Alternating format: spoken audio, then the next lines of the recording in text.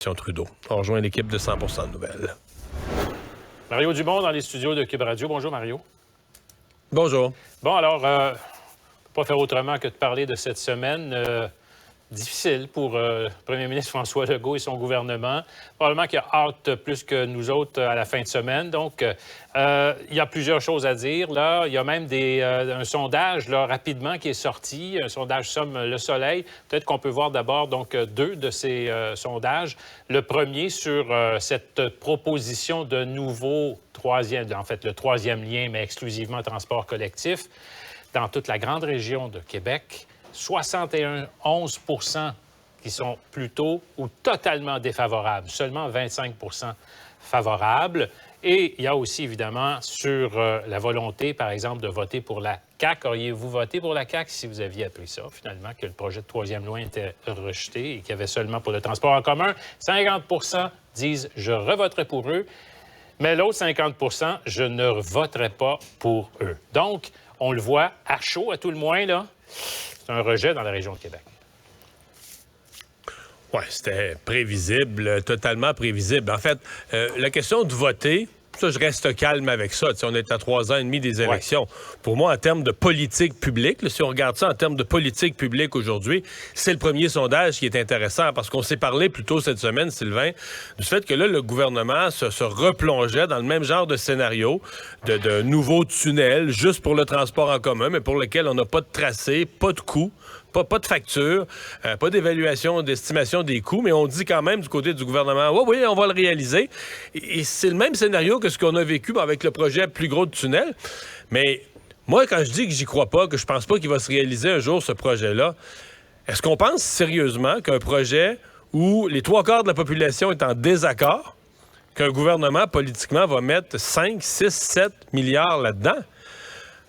Mais sincèrement, j'en doute juste un peu plus. Donc, pour moi, c'est ça la grande question.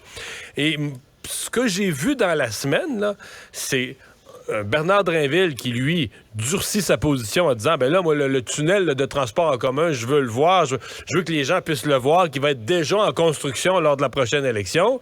François Legault, lui, qui veut pas se commettre comme ça, il veut se laisser un petit peu de marge de manœuvre. En même temps, il dit, oui, on va le faire. Donc, c'est une...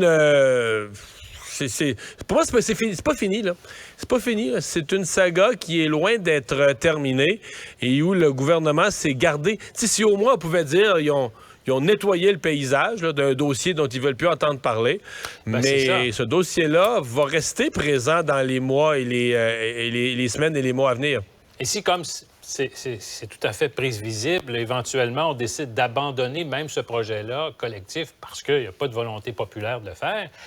Bien, la popularité du gouvernement va baisser davantage et là, on va être encore plus près. Ben là, c'est-à-dire qu'on on va revivre tout ce qu'on voit cette semaine, puis l'engagement rompu, puis tout ça.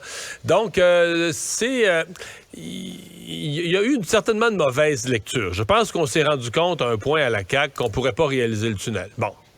Ça, je peux accepter ça. On reste avec une question. Est-ce que quelqu'un, à la dernière élection, aurait pu se douter que ça s'en allait nulle part? Mais enfin, mettons qu'on est généreux. Mettons que non. Mettons qu'à l'élection en octobre, début octobre, tout le monde était sincère qu'on voulait faire un tunnel, puis que les chiffres qui sortent depuis ce temps-là les découragent. L'opération, là, enterrer le dossier. L'opération, à mon avis, là, ça aurait dû être chorégraphié d'une façon beaucoup plus habile. Même, genre, soumettre d'abord l'ensemble des chiffres, l'ensemble des études, faire la démonstration que, on vous laisse faire ce projet-là, mais compte tenu des coûts, de l'achalandage, de l'ensemble des variables, le projet n'est plus faisable, ne tient plus la route. Peut-être soumettre de la décision, même un vote du caucus, un vote d'un conseil général des membres, en faire quelque chose d'un exercice plus large, où là, les gens, progressivement, se seraient appropriés, un peu comme un deuil, là, dire, regarde, là, je pense bien qu'on va être obligé de le laisser tomber. Puis mais là, la façon que c'est arrivé, la ministre des Transports, un jeudi matin, béding, badang, on abandonne ça, on fait un autre tunnel. C'est beaucoup trop cavalier, beaucoup trop... C'est-à-dire que ce qu'ils ont fait, c'est beaucoup trop superficiel comme espèce de petite entourloupette, compte tenu de la gravité de l'engagement, compte tenu que c'était c'est quasiment une promesse là, phare, fondatrice des dernières années de la CAQ, de son implantation dans la région de Québec. Fait que c'est raté beaucoup, là. Ouais, Beaucoup raté. Ça semble improvisé. Et évidemment, les partis d'opposition qui avaient de la difficulté à s'imposer dans le premier mandat, avec la pandémie, bien sûr, ben là, c'est à peu près le contraire. Et là, il y a même le Parti québécois qui a décidé de lancer une campagne publicitaire avec l'accumulation des promesses brisées. C'est de bonne guerre, là, quand même, en politique. Oui, absolument. Absolument. Et le PQ... Je vais te dire, là... je vais me mettre un peu à risque, je vais me mettre un peu en danger. C'est toujours dur de dire qui va profiter de ça le plus, là. Moi, je pense que c'est le PQ. Moi, je pense que le Parti québécois a bien joué ses cartes. Paul Saint-Pierre Plamondon a réussi à avoir passablement de visibilité. À Québec, Chaudière-Appalaches, Éric Duhem va en ramasser. Mais Éric Duhem a quand même perdu depuis l'élection, en 6 mois seulement, il avait presque déjà perdu la moitié de ses appuis dans les sondages. Il va peut-être revenir au niveau de ce que c'était à l'élection. Mais auprès d'un public... là, je suis plus juste dans la région de Québec, je suis dans l'ensemble du Québec, auprès d'un public qui n'était pas nécessairement mordu au troisième lien, là, tu sais, que c'était pas vraiment le dossier des dossiers, mais qui va plus être sonné par... Ben voyons, c'est quoi ça, changer d'idée comme ça, revenir sur sa parole, qui va trouver... à mon avis, le Parti québécois s'est positionné là, d'une façon habile pour récolter les électeurs déçus de la CAQ. Et moi, je serais pas... D'abord, le Parti québécois est déjà sur une montée. Il faut dire qu'ils sont partis très, très bas là, au déclenchement de l'élection. La semaine avant le déclenchement de l'élection, je pense qu'il y a eu un sondage qui les mettait en bas de 10, 8 ou 9. Mais ils ont monté durant la campagne, ils ont monté après la campagne, et je serais le moins étonné du monde qui continue à monter, mais peut-être un petit peu en accéléré là, avec des gens qui vont être déçus de la CAQ. Parlons d'un dossier un peu plus local quand même. Ça se passe dans la région de Québec. La hausse de loyer d'un CHSLD non conventionné. Donc, le domaine Saint-Dominique, des hausses de 30 à 50 jusqu'à 97 000 pour un loyer.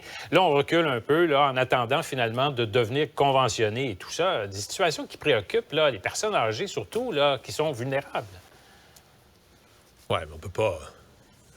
On peut constater, puis peut-être que cette nouvelle-là lance un questionnement bien réel là, sur la santé financière de ces résidences-là. Il y a un constat à faire, Sylvain. Moi, je me souviens, il y a 10, 15, 20 ans, on en faisait des blagues. Là, quand des gens, ou même le Fonds de solidarité de la FTQ, tu sais, les gens investissaient dans des résidences pour aînés. On faisait des blagues avec ça. On voulait dire, c'est comme pour imprimer de l'argent. C'est tellement facile. Ça va toujours être plein. Tu es sûr d'un taux d'occupation de 100 des aînés qui sont pris, qui sont hébergés là. Il y a un vieillissement de la population. Tout le monde est pogné pour payer.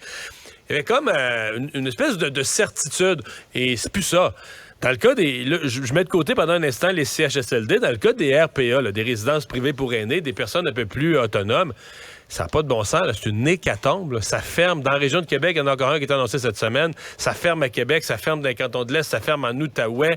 C'est terrible. Il y a des gens qu'on déménage, qu'on leur dit, écoutez, là, je pense qu'on leur demande un délai de 9 mois.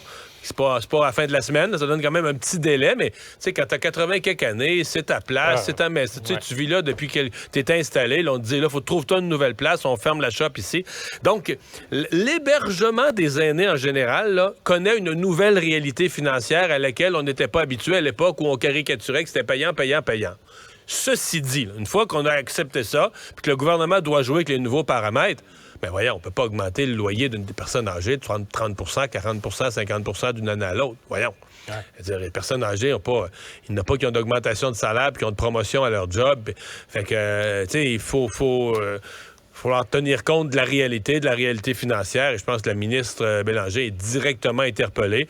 Là, on a mis le couvercle sur la marmite pour se donner le temps de regarder ça plus attentivement. Ça me paraît bien sage. Qu'il y ait des augmentations, on le comprend. Là. Il y a l'inflation, donc les aliments qui servent, tout augmente. On comprend ça. Mais des augmentations de 30, 40, 50 là, c'est pas de bon sens. Un mot, Mario, sur la grève des fonctionnaires. Une nouvelle offre qui est déposée de la part, évidemment, du gouvernement. Oui, ben...